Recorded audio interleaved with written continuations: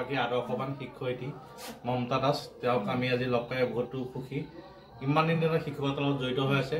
2021 চনত শিক্ষকতা জীৱনৰ পৰা অৱসৰ গ্ৰহণ কৰিছে। শিক্ষা জীৱনৰ পৰাই কিন্তু অৱসৰ গ্ৰহণ কৰিছে, কিন্তু তেওঁ সমাজৰ প্ৰতি দায়িত্ব বাঢ়িছে আৰু সমাজখনৰ লগত মিলি পেলাই ভাল পায়। তেওঁ এগৰাকী সমাজপ্ৰিয় আমাৰ মহিলা বুলি ক'লে আমাৰ মমতা দাসৰ নামটো ওলাই আহে। তেওঁক আজি লগ পাই ভাল লাগিল। তেওঁক এখন ফুলাম গামোচা আমাৰ চেমৰ পৰা সম্বৰ্ধনা জনাইছোঁ।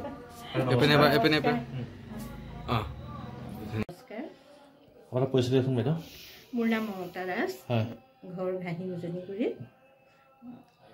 আপুনি সুদীৰ্ঘকাল শিক্ষকতাৰ লগত জড়িত হৈ আছিলে। হয়, কিছুদিন আগতে আপুনি অৱসৰ গ্ৰহণ কৰিছে। নগাঁও জিলাৰ কপিলী শিক্ষাখণ্ডৰ আদৰ্শবান শিক্ষয়িত্ৰী বুলি ক'লে আপোনাৰ নামটো উচ্চাৰিত হয়, কি ক'ব পাৰিব? সেইটোতো আৰু ৰাইজে জানে। যিখিনি পাৰোঁ যিমান পাৰোঁ চেষ্টা কৰিছিলোঁ ষ্টুডেণ্টখিনি শিক্ষাৰ ক্ষেত্ৰত আগুৱাই নিবলৈ। বা আমি যেতিয়া স্কুলত কাম কৰি আছিলোঁ, তেতিয়া প্ৰথম আপোনাৰ সৰ্বশিক্ষা অনুষ্ঠান হৈছিল।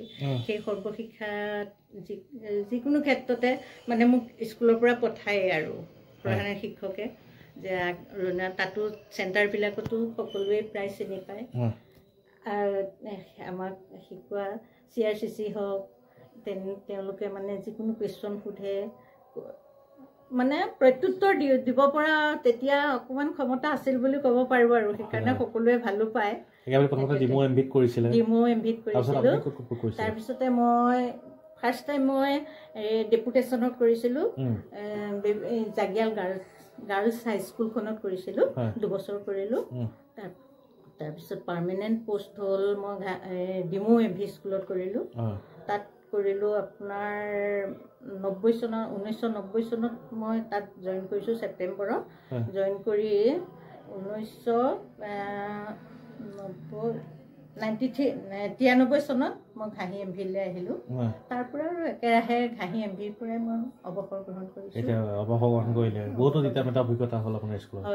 বৰ্তমান আমি গাঁৱৰ সামাজিক কামতো বহুত জড়িত হৈ আছোঁ। আগতে মই অৱশ্যে নাটক চাটকতো বহুত জড়িত হৈ আছিলোঁ দেই। এই মামা বেবেজীয়া হাইস্কুলত আপোনাৰ 1992 চনত